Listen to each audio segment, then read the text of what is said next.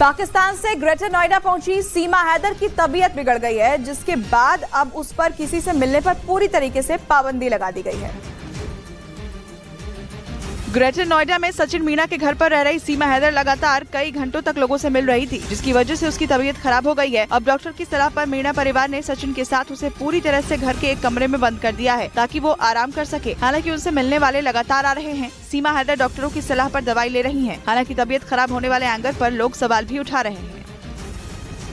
और इन सब के बीच जांच एजेंसियां अब उस एजेंट की तलाश कर रही हैं, जिसने सीमा हैदर को भारत में दाखिल करवाया था। सूत्रों के मुताबिक सीमा हैदर पाकिस्तान से नेपाल के रास्ते भारत पहुंची थी। सीमा के साथ उसके 4 बच्चे भी भारत की सीमा पार करके पहुंचे थे। लेकिन अब जांच एजेंसियां इस बात की भी जांच कर रही है कि कैसे सीमा नेपाल से बस के जरिए पोखरा तक पहुंची और वहां से भारत की सीमा में आई। साथ ही पुलिस उस एजेंट को भी खोज रही है, जिसने सीमा को भारत तक पहुँचाने में मदद की। जाँच एजेंसी नेपाल के उस होटल की भी जानकारी जुटा रही है, जहाँ सीमा और सचिन मीणा ठहरे थे।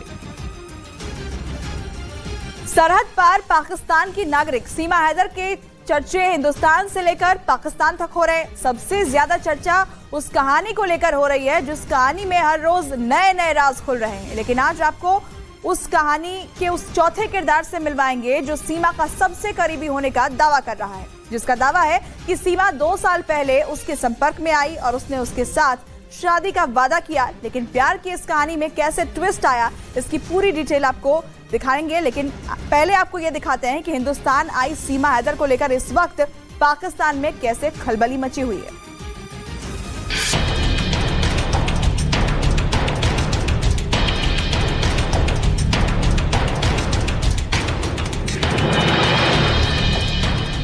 सरहद पार सीमा के लिए बेचैनी।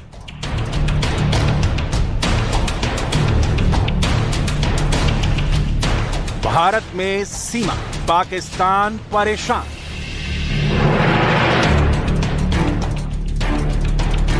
सीमा नहीं जाना चाहती पाकिस्तान। सीमा हैदर और सचिन मीणा की कहानी बता रही है कि मोहब्बतें सरहदों को मोहताज नहीं होती। पाकिस्तान से आई सीमा भारत में सचिन के साथ रह रही है। उनके 4 बच्चे भी उनके साथ ही हैं। सीमा हैदर की दास्तान जितनी हमारे देश में सुर्खियों में है, उतना ही पाकिस्तान के लोग इस पर बातें कर रहे हैं। इस बीच सीमा हैदर के लिए पाकिस्तान का प्रेम जाग गया है। पाकिस्तान को अचानक सीमा हैदर की फिक्र सताने लगी है। पाकिस्तान ने भारत की सरकार से सीमा हैदर की तबीयत के बारे में पूछा है।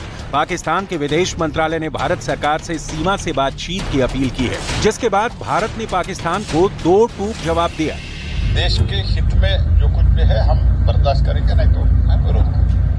सीमा हैदर के लिए भले ही पाकिस्तान फिक्रमंद हो, लेकिन सीमा अब पाकिस्तान नहीं जाना चाहती है। पाकिस्तान के नाम से उन्हें खौफ आता है। सीमा का साफ कहना है कि मैं दोबारा पाकिस्तान नहीं जाऊंगी। अगर इसके लिए मुझे मौत को गले लगाना पड़ा तो उससे भी पीछे नहीं हटूंगी। ठीक, मैं तो मर ही जाऊंगी। अपने बच्चों को भी जहर पिला के हम 5 मर जाएंगे, पाकिस्तान नहीं जाएंगे। सीमा हैदर अपनी आखिरी सांस तक अब भारत में ही रहना चाहती हैं। सीमा ने यहां आकर प्रधानमंत्री नरेंद्र मोदी से भारत की नागरिकता देने की अपील की थी। लेकिन सीमा के वकील के मुताबिक अगर भारत की नागरिकता नहीं मिली तो उन्हें वापस पाकिस्तान भेजा जा सकता है। भारतीय नागरिकता नहीं मिली तो सीमा को डिपोर्ट करना भी पड़ सकता है। पुलिस की एफआईआर के मुताबिक 2019 में ऑनलाइन गेम PUBG के जरिए दोनों एक दूसरे के संपर्क में आए थे। थोड़े दिन बाद सीमा हैदर और सचिन को एक दूसरे से प्यार हो गया, जिसके बाद 10 मार्च को सीमा सचिन से मिलने पाकिस्तान से नेपाल पहुंची। एफआईआर के मुताबिक 13 मई को सीमा अपने 4 बच्चों को लेकर नेपाल के रास्ते पाकिस्तान से भारत आ गई। सीमा हैदर का दावा है कि उनकी सचिन के साथ नेपाल में शादी हो चुकी है और वो किसी भी कीमत पर पाकिस्तान नहीं जाएंगी। पाकिस्तान से आई सीमा ने सचिन मीणा के साथ हिंदू परंपरा के मुताबिक शादी कर ली, जिसे पाकिस्तान से लेकर हिंदुस्तान तक गलत और नाजायज बताया जा रहा है।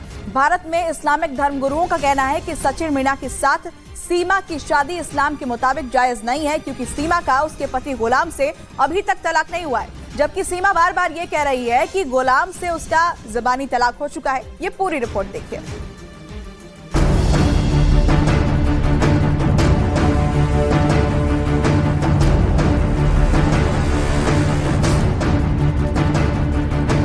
पाकिस्तान के कराची में रहने वाली सीमा हैदर और ग्रेटर नोएडा के रहने वाले सचिन मीणा के दिल मिले तो हजारों मील की दूरियां मिट गई। एक लड़की होते हुए भी सीमा हैदर ने वो कदम उठा लिया जिसके लिए किसी लड़के को 100 बार सोचना पड़े। सीमा हैदर कराची से हजारों मील की दूरी तय कर सचिन के घर ग्रेटर नोएडा आ पहुंची।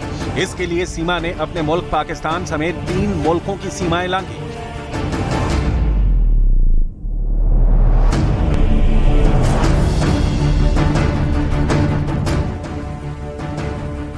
सीमा सबसे पहले फ्लाइट से 1180 किलोमीटर की दूरी तय कर कराची से दुबई पहुंची।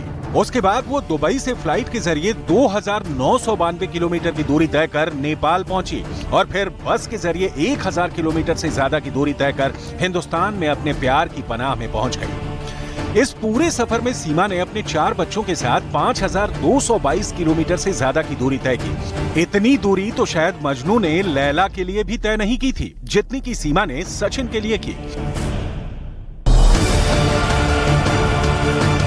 अब सवाल है कि गलत और सही को दरकिनार कर, जमाने की परवाह छोड़कर और पाकिस्तान से अपने सारे नाते तोड़कर सीमा हैदर जिस सचिन के प्यार में हिंदुस्तान आ गई, अब उसके रिश्ते को कितना सही माना जा रहा है? क्या एक शौहर के होते हुए सीमा हैदर की दूसरी शादी जायज है? क्या बिना तलाक लिए सीमा हैदर की दूसरी शादी कानूनन सही है? क्या इस्लाम छोड़कर हिंदू धर्म अपनाने वाली सीमा हैदर के ऊपर अभी भी तलाक का शरिया कानून लागू होगा? और क्या पाकिस्तान छोड़कर हिंदुस्तान आ चुकी सीमा हैदर पर पाकिस्तान में हुई शादी का कानून लागू होगा? ये सारे सवाल इसलिए क्योंकि पाकिस्तान से लेकर हिंदुस्तान तक सीमा और सचिन की शादी पर उंगलियां उठ रही हैं। खुद हिंदुस्तान में इस्लामिक धर्म गुरु से लेकर मौलवी और मौलाना तक सभी सीमा और सचिन की शादी को नाजायज ठहरा रहे हैं। इसको किसी भी तरीके से जायज नहीं करार दिया जाएगा। तलाक में जो पहलू रखा गया है वो 2 एविडेंस है, 2 गवाह होना चाहिए। अगर 2 गवाह नहीं है तो तलाक सही नहीं है। लिहाजा अगर कोई तलाक हुआ है उसका और उसको वो प्रूफ करती है, जैसा कि पता चला कि तलाक को प्रूफ भी नहीं कर पा रही है, तो मैं समझता हूं कि ये उसकी शादी भी गलत है।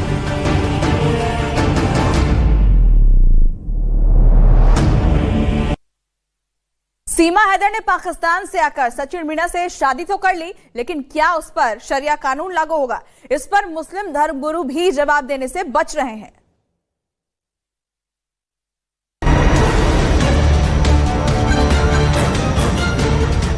सीमा हैदर का दावा है कि उसके शौहर गुलाम हैदर उसे तलाक दे चुके हैं, जबकि गुलाम हैदर तलाक की बात से इनकार कर रहे हैं। उनका कहना है कि सीमा हैदर अभी भी कानूनन उनकी पत्नी है क्योंकि उन्होंने उसे अभी तक तलाक नहीं दिया है। दोनों के अपने अपने दावे हैं जिसमें कौन सच्चा है और कौन झूठा कह पाना मुश्किल है।